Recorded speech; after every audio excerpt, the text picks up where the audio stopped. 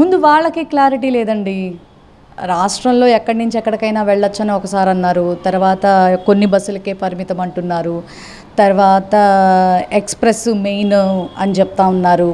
First తర్వాత ఏమో పల్లె వెలుగు అంటున్నారు, ఇంకొకటి అంటున్నారు, ఒక 5 రకాల బస్సులు అంటున్నారు. ఫస్ట్ అసలు గవర్నమెంట్కి ఫస్ట్ క్లారిటీ రావాలి. వాళ్ళు ఏదైతే ఫస్ట్ ఎన్నికల్లో చెప్పారో మీకు బస్సు ప్రయాణం ఉచితం అని అన్నారు, అది ఊళ్ళ లోకల ఏదైనా సరే ఏ బస్సు అయినా సరే ఆ ఉచితం అన్నదానికి కేర్ ఆఫ్ అడ్రస్గా మారాలి. కానీ అలాంటిది ఓకే మా మాట నిలబెట్టుకుంటాం బట్ కండిషన్స్ అప్లై అన్నట్టుగా, అంటే ఇప్పుడు మీరు మన పండగలు పబ్బాలు వస్తే షాపింగ్ మాల్స్లో చెప్తా ఉంటారు కదా, ఆఫర్స్ ఉన్నాయి బట్ కండిషన్స్ అప్లై అంటారు చూసారా, ఆ టైప్లో మొన్న ఆడబిడ్డని ఇది కూడా మీరు చూశారు, P4 అంటూ దులిపేసుకున్నారు చేతులు. అసలు దానికి సంబంధించి అసలు ఎంతమంది అసలు మరి బంగారు కుటుంబాలు మరి బయటకు వస్తున్నాయో, ఆ బంగారు కుటుంబాలు ఎన్ని బిలో పావర్టీ లైన్లో ఉన్నటువంటి కుటుంబాలకి సాయం చేయబోతున్నాయో ఇప్పటివరకు క్లారిటీ లేదు. అన్నీ చేసేసామనేటటువంటి ఊహాలోకాల్లో బ్రతుకుతున్నటువంటి కూటమి ప్రభుత్వాన్ని చూస్తే చాలా జాలేస్తూ ఉంది.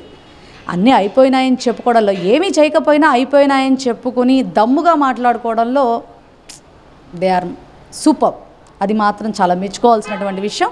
అలాంటి కవరేజీ వ్యవహారాలు, అట్లా ఉన్నవి లేనట్టుగా చెప్పుకుంటూ ప్రకటనలు ఆర్భాటాలు చేసుకునేటటువంటి వ్యవహారం అయితే మా నాయకుడు చేయలేకపోయాడు.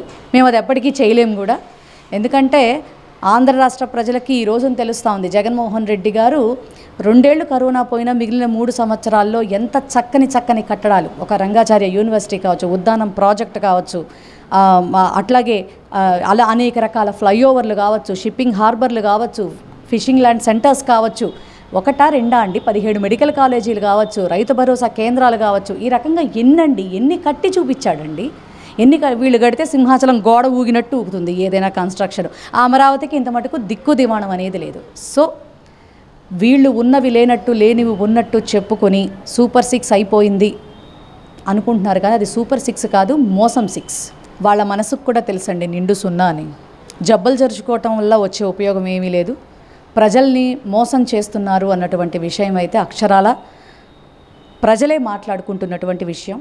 ఖచ్చితంగా నిజంగా నిజాయితీగా నిబద్ధత కలిగినటువంటి వాళ్ళైతే ప్రజలు మనకిచ్చినటువంటి అవకాశాన్ని, ఎందుకంటే రాష్ట్రంలో ఎన్నో అరాచకాలు, అక్రమాలు, అన్యాయాలు జరుగుతున్నప్పటికీ కూడా వాటి మీద ఎటువంటి స్పందన లేదు, ఏవి ఉండడం లేదు, ఎటువంటి రెస్పాండింగ్ ఉండడం లేదు. పోలీసు వారిని చూస్తుంటేనేమో చాలా స్వార్థపూరితమైనటువంటి వ్యవహార శైలిలో వారు ముందుకు పోతూ ఉన్నారు. వారు మరి ఎక్కడ న్యాయం అనేది జరుగుతూ ఉంది, లా అండ్ ఆర్డర్ ఎక్కడ పర్ఫెక్ట్గా జరుగుతూ ఉంది, అసలు ఈ రాష్ట్రంలో ఏది కూడా సక్రమంగా జరగడం లేదు. అసలు ఎప్పుడైనా మనం చూసామంటే మరి కుల బహిష్కరణలు జరగటం ఏంటండి?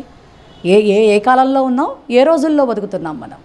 జగన్మోహన్ రెడ్డి గారి టైంలో ఇట్లాంటి విపరీతమైనటువంటి వ్యవహారాలు ఎప్పుడూ కూడా మేము చూసింది లేదు, మా టైంలో జరిగింది లేదు.